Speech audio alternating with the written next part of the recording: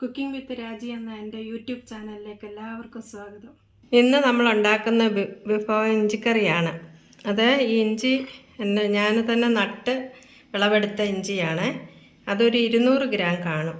ഇത് ചുവന്നുള്ളിയാണ്, ഒരു 15 ചുവന്നുള്ളി, 3 പച്ചമുളക്, 1 സ്പൂണ് തേങ്ങാക്കൊത്ത്. തേങ്ങാക്കൊത്തൊക്കെ ഓപ്ഷണലാണ്, ഞാൻ ചേർക്കുന്നതാണ് തേങ്ങാക്കൊത്ത്.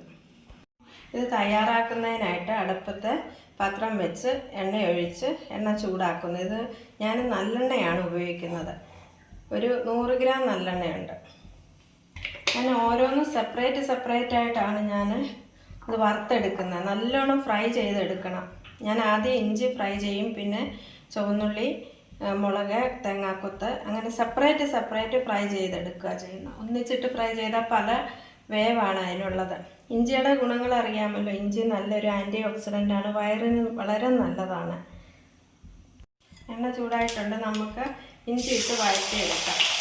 എല്ലാം ഒരേ കണക്കിലുള്ളതായിരിക്കണം കരിയുമ്പോൾ, എന്നാലേ അത് മൂക്കുമ്പോൾ ഒരേപോലെ മൂത്ത് വരത്തുള്ളൂ. ഇല്ലെങ്കിൽ ചിലത് കരിഞ്ഞു പോകും. അപ്പോൾ ഒരേ വലുപ്പത്തിൽ തന്നെ കൊത്തിയെടുക്കാൻ ഓർക്കണം. ഇഞ്ചി നന്നായിട്ട് മൂത്ത് വന്നിട്ടുണ്ട്, ക്രിസ്പി ആയിട്ടിരിക്കണം. ഇപ്പം നമുക്കിത് കോരി വേറെ പാത്രത്തിലോട്ട് മാറ്റാം. ഇതിലേക്ക് തേങ്ങാക്കൊത്തിട്ട് നല്ലോണം ഫ്രൈ ചെയ്തെടുക്കുന്നു.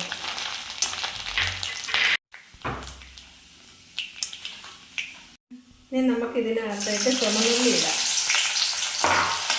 അരിഞ്ഞ് വെച്ച ചുമന്നുള്ളി ഇട്ട് നന്നായിട്ട് മൂപ്പിച്ചെടുക്കുന്നു, ഫ്രൈ ചെയ്തെടുക്കുന്നു.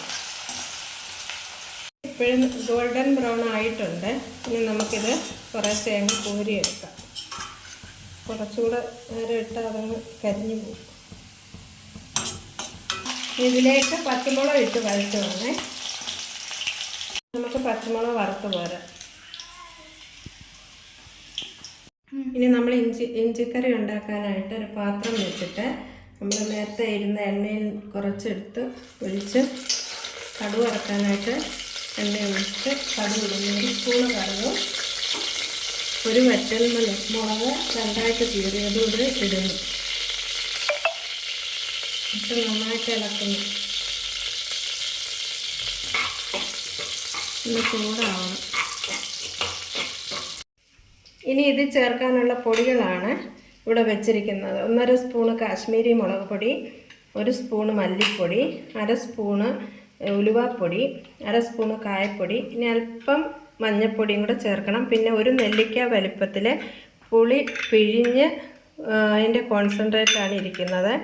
പിന്നെ 2 സ്പൂണ് ശർക്കരയും വെച്ചിട്ടുണ്ട്, അല്പം വിനീഗറും കറിവേപ്പിലയും. ഇനി നമ്മൾ ഫ്ലെയിം ഓഫ് ചെയ്തിട്ട് ഈ പൊടികളെല്ലാം കൂടി ഇടണം. അല്ലെങ്കിൽ കരിഞ്ഞു പോകും, ഓഫ് ചെയ്തില്ലെങ്കിൽ കരിഞ്ഞു പോകും.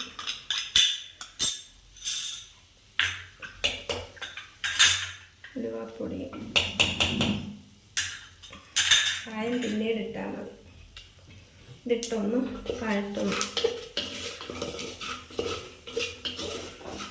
ഇനി അടുപ്പ് കത്തിച്ചിട്ട് ഇതിലേക്ക് അല്പം വെള്ളം ചേർക്കുക.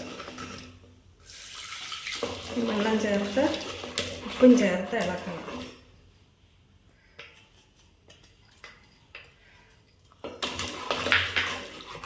തീ കൂട്ടി വെച്ച് അതൊക്കെ ഒന്ന് തിളക്കട്ടെ. തിളപ്പിച്ചാർച്ച വെള്ളം നമ്മൾ ഒഴിച്ചിളക്കി. ഇനി ഇതിലേക്ക് പുളി പിഴിഞ്ഞ് വെച്ച് വെള്ളം ഒഴിച്ച് ഇളക്കുന്നു. ഇതിനകത്തേക്ക് കായം ചേർത്ത് കൊടുക്കുന്നു. നന്നായിട്ട് ഇളക്കുക. ഇതെല്ലാം കൂടെ മിക്സിയുടെ ജാറിലിട്ട് പൊടിച്ച് നന്നായിട്ട് ഒട്ടും വെള്ളമില്ലാതെ തരിതരിപ്പായിട്ട് പൊടിച്ചെടുക്കണം. നമ്മളീ പൊടിച്ച് വെച്ചതെല്ലാം കൂടെ ഇനിയും ഇതിലേക്ക് ചേർത്ത് കൊടുക്കുന്നു.